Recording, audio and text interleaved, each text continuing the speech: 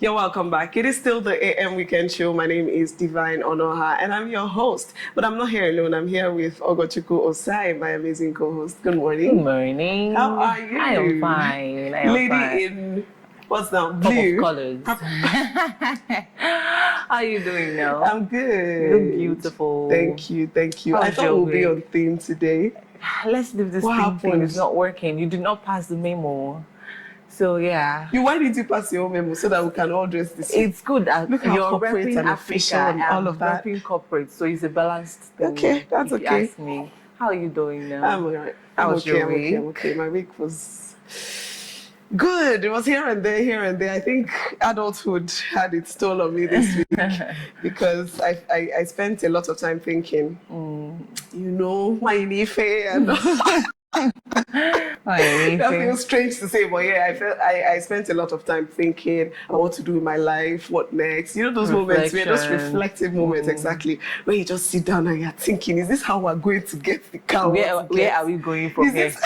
Now this thing we're gonna do? Oh my God, is this how we're going to do the things we want to do? So I had, and we have big plans, Definitely. So once in a while, we just take our time to. But I'm glad I was able to snap out of it because it's not a good place to be, really. It could lead to depression. It could. What about you? Depending on how you handle it, actually. Yeah. Sometimes it's important to have those reflective moments so that you can plan better, check where you're wrong, what you're doing, where you need to adjust. So my week was okay. It was basically work, a little bit of school here and there, but it was beautiful as well. Okay.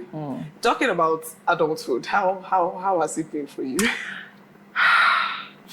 God is in the center of it all. That's all I can say. Don't give me that. God is in the center of it all. Oftentimes we say things like, now that we're adults, because I remember when we were kids, we couldn't wait to get to a certain age. I don't think I was part of those people. Okay, well, sorry. I never wanted to be anything apart from what I was.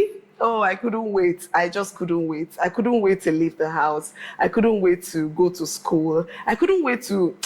There was just a lot I couldn't wait to do. But now that I am doing those things now, I'm now an adult, working, doing stuff. Sometimes I now start thinking back. In fact, there are life experiences that will hit you. And you say, Kai, there are things you start to regret. There are things you start not necessarily regret, but you're wishing you could just go back to what you used to be. So I have those list of things. So I'd like to know yours first. Are there things that you wish you could go back to? I'm just trying to remember if there was. There was nothing. I've just been a basic. You're saying that from your childhood to your adulthood, nothing changed? Generally speaking, changed how? I mean, nothing changed. No adulthood reality hit you. No, that's a normal thing to happen. And now that's what I'm asking. My own is different because I'm still in the covering of my parents to a large extent, right? Okay. So I am not doing life all by myself, like living alone and all those things. So I still don't. It's not like I don't know realities. The reality check is still there, but I think it doesn't hit as much as. And I've always been just the basic girl growing up. I don't think I wanted to. I've been an introvert for the longest. I don't like going out. I can't remember saying, some of this, wanting crazy fantasies. It has always been me after school going to my mom's shop. So I've always been in the midst of adults, listening to adults' conversations. So the only thing for me now is that growing up now, there are some things that will happen. It feels like I've had that life before now. So it doesn't hit as a surprise to a large extent because I've had that conversations. I've, one place or the other, it has happened. So it feels like, this thing is what I'm seeing now. That kind of thing, basically. So there's nothing to... Okay, so being that you're still living with your parents, I think it makes it more interesting because I'm curious to now know, are there things that has changed from when you were younger and now? And then among those things that must have changed, because I mean, there has to be something. When I was younger too, still in my parents' house, at some point we'll grow to a point that there are things they can't tell us anymore. They are a lot nicer to us, So certain things do change. You remember the last time we had conversation around gentle parenting? Okay. I said something like my mom was actually practicing one without knowing she's practicing it, right? My mom there was never a time I can remember anybody hitting me or, making me feel somehow, basically.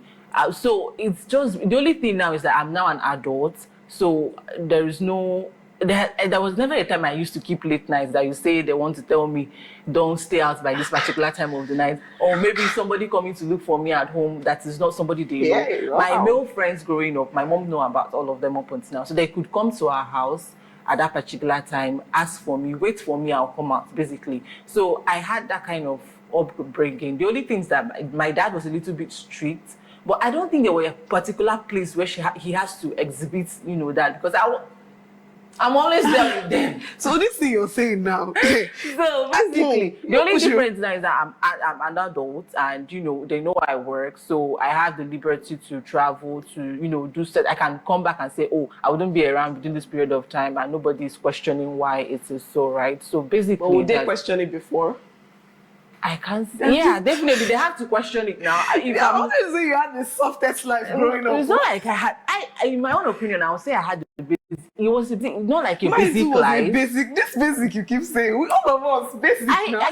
When I mean basic was because I never did anything extreme, to see them in a different light. Extreme. All of us were doing the same things now. It's growing up. It's just, I don't know. I had the most amazing life. Please, spare me. You cannot pressure me on this set today. I'm not pressuring you. I'm just saying my reality. Okay, so for me, if I'm to talk about those things I wish could be reversed, God, I want to go back to my family house. That's one.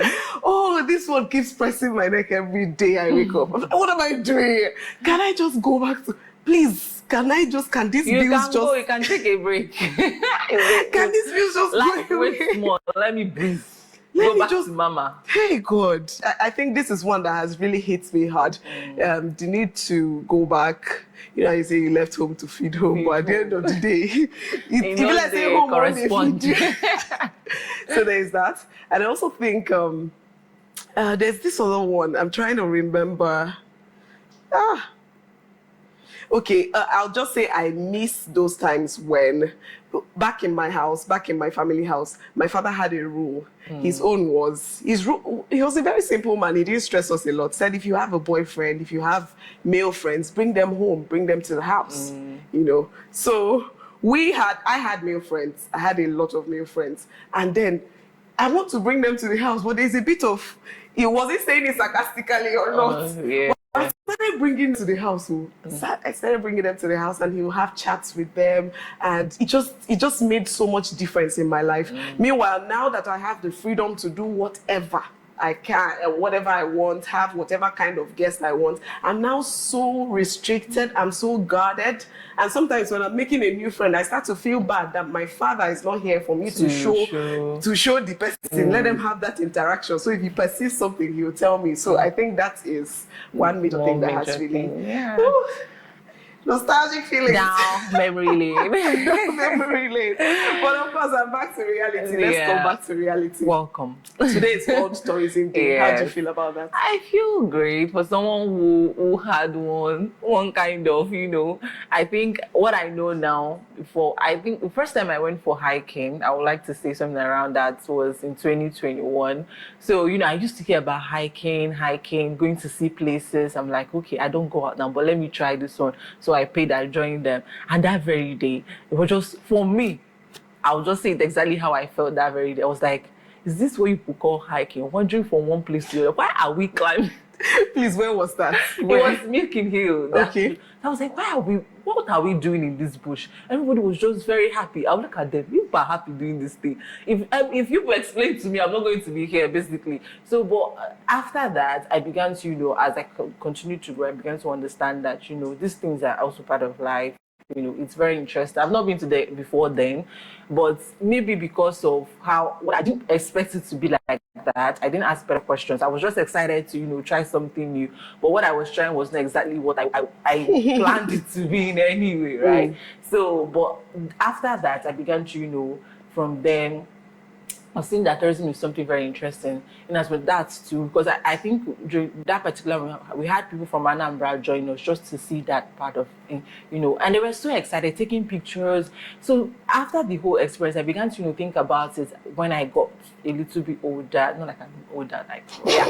So I begin to understand that, these things are actually the spice of life. So I think tourism is very interesting. It's something very beautiful. I mean, you don't want to die knowing just one particular place in your life. You need to travel, you need to see the world the God created, enjoy it, see it in the most beautiful way it is. Yeah. I totally agree with you. By the way, there are different ways to do your tourism.